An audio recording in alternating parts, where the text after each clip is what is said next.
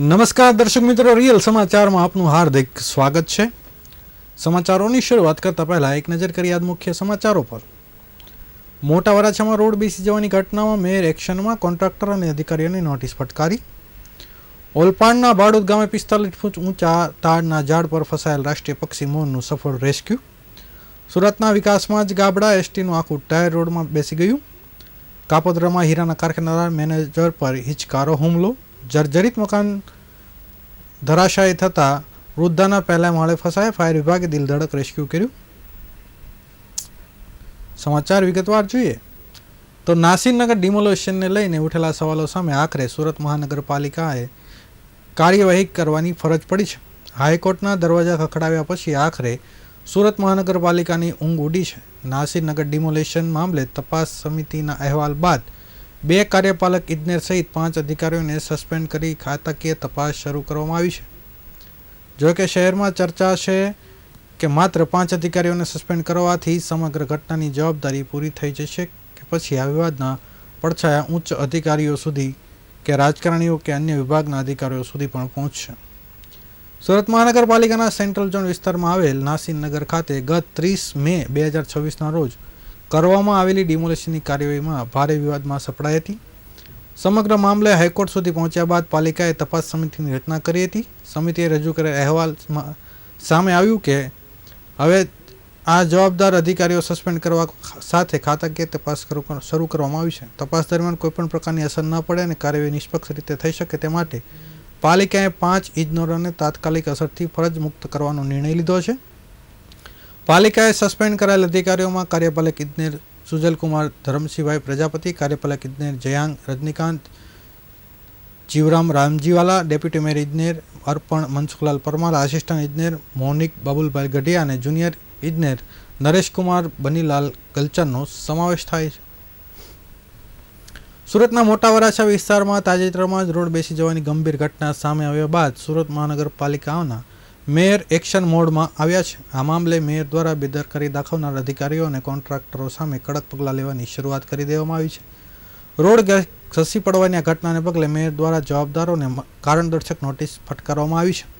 Notice આપવાની સાથોસાથ આગામી 3 દિવસમાં અંગે સ્પષ્ટ ખુલાસો કરવા માટે કડક સૂચના પણ આપવામાં આવી છે। કામગીરીમાં ક્ષતિ બેદરકારી બદલ જવાબદારો સામે લાલ આંખ કરવામાં આવી છે, જેમાં સિવિલ ઇન્ટ્રા કંપની એટલે કે કોન્ટ્રાક્ટર કંપની તેમજ ટેકનિકલ આસિસ્ટન્ટ ઇજનેર સહિતને શોકોઝ નોટિસ પાઠવવામાં આવી છે।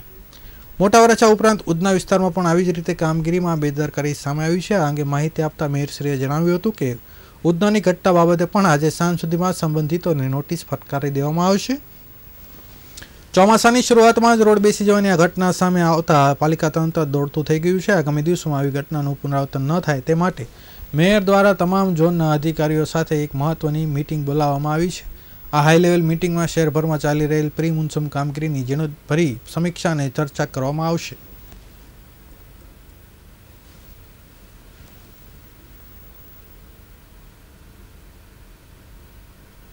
ઘટના ઘટી છે, રોડ બેસી જવાની છે, ખૂબ ગંભીર ઘટના છે। કાલે મોટા વરાછામાં જે માટી ઘસી જવાથી જે ઘટના બની અને જે રોડ બેસી ગયો તેના માટે સિંચાઈઓને લેટર ગયા વર્ષે પણ આપેલા અને આ વર્ષે પણ મૌખિક વાત કરી છે કે વહેલી તકે સિંચાઈ અને મહાનગરપાલિકાના અધિકારીઓ સાથે સંકલન થાય અને સિંચાઈને જો પાળો બાંધવામાં આવશે તો સિંચાઈ વહેલી તકે પાળો બાંધી આપે અને જો અમારે પાળો બાંધવાનો હોય તો અમે વહેલી તકે પાળો બાંધી અને ફરીવાર આ ઘટના ન ઘટે તે માટેની તકેદારી લઈશું। ઉધનામાં પણ જે આજે સવારે ઘટના ઘટી છે તેમાં પણ જે તે એજન્સી જવાબદાર હશે કે જે પણ અધિકારી જવાબદાર હશે તેના પર કડક કાર્યવાહી કરવામાં આવશે। માટે જે પણ ઘટના ઓલપાડના બાળોદ ગામે આશરે 45 ફૂટ ઊંચા તાડના ઝાડ પર પીંછા ફસાઈ જતા 3 કલાક સુધી જીવન મરણ વચ્ચે ઝઝૂમતા રાષ્ટ્રીય પક્ષી મોરનો અંતે સફળતાપૂર્વક બચાવ કરવામાં આવ્યો હતો। સ્થાનિક ગ્રામજનોની સતર્કતા બાદ જીવદયાનું કામ કરતી સંસ્થા, વન વિભાગ અને પાલિકાના ફાયર વિભાગની ટીમે સંયુક્ત રેસ્ક્યુ ઓપરેશન હાથ ધરી મોરને કોઈપણ ઈજા પહોંચાડ્યા વિના સુરક્ષિત રીતે નીચે ઉતાર્યો હતો। પ્રાથમિક સારવાર બાદ મોર સંપૂર્ણ સ્વસ્થ હોવાનું જણાતા આજે તેને ફરી કુદરતી શ્વાસમાં મુક્ત કરવામાં આવ્યું છે। ઓલપાડ તાલુકાના બાળોદ ગામમાં આવેલ આશરે 45 ફૂટ ઊંચા તાડના ઝાડ પર એક રાષ્ટ્રીય પક્ષી મોરના પાછળના પીંછા ફસાઈ જતા તે ઉડી શકતો નહોતો. લાંબા સમય સુધી ઝાડ પર લટકેલો રહેતા ગામજનોમાં ચિંતાનો માહોલ સર્જાયો હતો. ગ્રામજનોએ પોતાના સ્તરે મોરને બચાવવાનો પ્રયાસ કર્યો, પરંતુ સફળતા ન મળતા green Guardian charitable trust helpline પર જાણ કરવામાં આવી હતી. માહિતી મળતા જ ટ્રસ્ટના રેસ્ક્યુ ટીમના સભ્યો સ્થળ પર પહોંચી ગયા હતા અને ઘટનાની ગંભીરતા જોતા વન વિભાગ અને જહાંગીરપુરા ફાયર સ્ટેશનને પણ જાણ કરવામાં આવી હતી. અને તાડની વૃક્ષની રેસ્ક્યુ કામગીરી શરૂ કરવામાં ઊંચાઈ અને તાડના વૃક્ષની રચનાને કારણે રેસ્ક્યુ કામગીરી પડકારજનક બની હતી. છતાં ટીમે ધીરજ અને કુશળતા કામગીરી કરી મોરને કોઈપણ પ્રકારની ઈજા પહોંચાડ્યા વિના સુરક્ષિત રીતે નીચે ઉતારવામાં આવ્યો હતો અને બેભાન જેવો થઈ ગયો હતો. કામગીરી માટે સુરત પાલિકાના 35 ફૂટ ઊંચી ધરાવતા લેડરની પણ મદદ લેવામાં આવી હતી.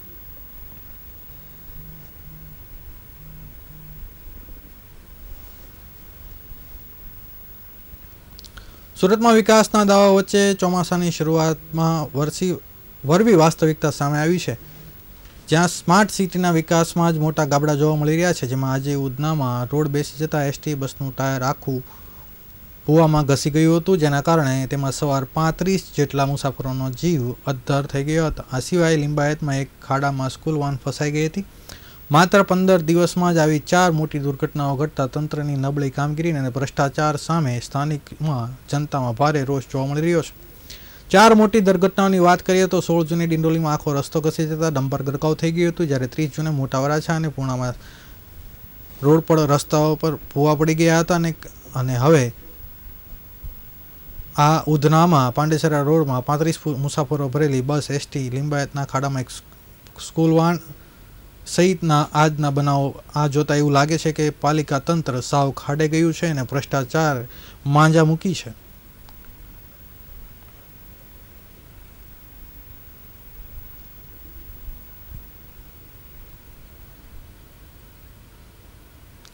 સુરતના કાપોદ્રા વિસ્તારમાં આવેલા હીરાના કારખાનામાં શિસ્ત અને નિયમોનું પાલન કરાવવું એક પાટીદાર મેનેજરને ભારે પડ્યું છે. નિયમબદ્ધ કામ કરવાનું કહેતા ઉશ્કેરાયેલ એક રત્ન કલાકારે પોતાના ભાઈને બોલાવ્યો અને કારખાનામાં બાથરૂમમાં મેનેજ પર હુમલો કર્યો હતો. બંને ભાઈઓ ભેગા મળીને મેનેજરને ગળદાપટ્ટોનો ઢોર માર માર્યો છે. 1.5 મિનિટમાં 11 તમાચા અને 4 લાત મારી હતી અને જાનથી મારી નાખવાની ધમકી આપી ફરાર થઈ ગયા હતા. આ ચકચારી ઘટનાના લાઈવ દ્રશ્યો કારખાનામાં સીસીટીવી કેમેરામાં કેદ થઈ ગયા છે. કાપોદ્રા પોલીસે આ અંગે ગુનો નોંધી કાયદેસરની કાર્યવાહી હાથ ધરી છે. મળતી માહિતી મુજબ મૂળ ભાવનગરના વતની અને હાલ સુરત મોટા વરાછામાં શિવાંત હાઇટ્સમાં રહેતા 30 વર્ષીય ગૌતમભાઈ રમેશભાઈ ઇટાલિયા કાપોદ્રા ખાતે આવેલ પંકજ ડાયમંડમાં નામના હીરાના કારખાનામાં મેનેજર તરીકે બજાવે છે. આ કારખાનામાં છેલ્લા 5 મહિનાથી અંકુશ ગોપાલભાઈ અલગોતર અને તે નામનો રત્ન કલાકાર કામ કરતો હતો. આ કામમાં તેને અવારનવાર ટોકતા અને નિયમિતપણે શિસ્ત અને અંકુશમાં રહેવા જણાવતા હતા, જેના કારણે ઉશ્કેરાઈ જઈ તેને પોતાના ભાઈને બોલાવી આ મેનેજર પર હિચકારો હુમલો કર્યો હતો અને ત્યાંથી નાસી છૂટ્યા હતા. આ ઘટનાએ કાપોદ્રા પોલીસમાં જાણ કરતા કાપોદ્રા પોલીસે આ બંને વિરુદ્ધ કાયદેસરની કાર્યવાહી હાથ ધરી છે.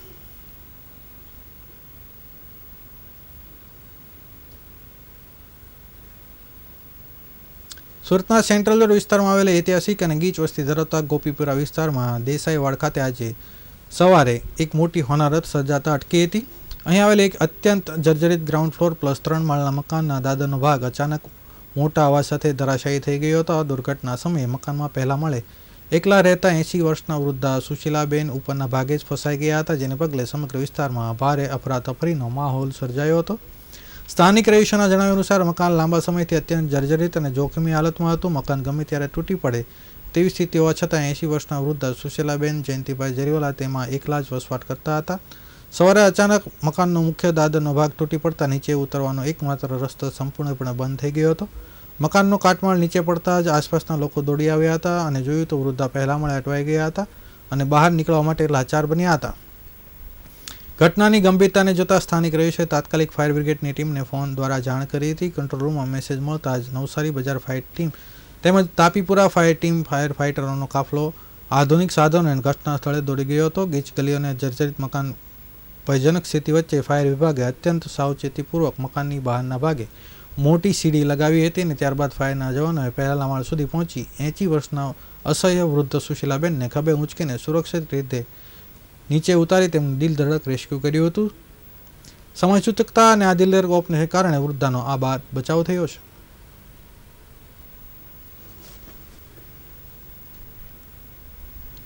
રાજકોટના જસ્તન ખાતે આવેલી હોસ્ટેલ એન્ડ ટ્રેનિંગ સેન્ટરમાં વિદ્યાર્થીનું આયુષીના શંકાસ્પદ મોતને હવે વધુ ગરમાવો મળ્યો છે. આ ઘટનાને પગલે સુરતમાં વસતા સમસ્ત આહિર સમાજ અને મૃતક આયુષીના પરિવારે ન્યાયની માંગ સાથે સુરત જિલ્લા કલેક્ટર કચેરીએ વિરોધ પ્રદર્શન કર્યું હતું અને મોટી સંખ્યામાં કલેક્ટર કચેરીએ ઉમટેલા આહિર સમાજના અગ્રણીઓ અને પરિવારજનોએ હાથમાં ન્યાય આપોના બેનર સાથે ઉગ્ર દેખાવ કર્યો હતો. ત્યારબાદ સમાજ અને પરિવાર દ્વારા સુરત જિલ્લા કલેક્ટરને એક સત્તાવાર આવેદનપત્ર પાઠવી આ મામલે તટસ્થ તપાસ અને કડક કાર્યવાહીની માંગ કરવામાં આવી હતી.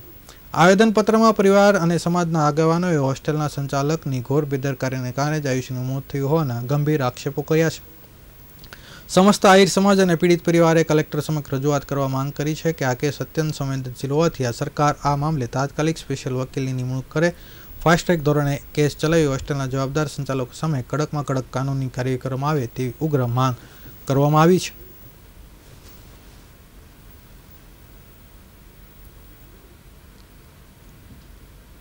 દીકરીને જ્યાં સુધી ન્યાય નહીં મળે ત્યાં સુધી હું મારા સમાજને સાથે રાખીને જે કરવું પડે તે કરીશ અને અત્યારે મારો સમાજ મારી સાથે છે એટલે હું એવી આશા રાખું છું કે મારા સમાજ સાથે હોવાથી મારી દીકરીને જરૂર ન્યાય મળશે.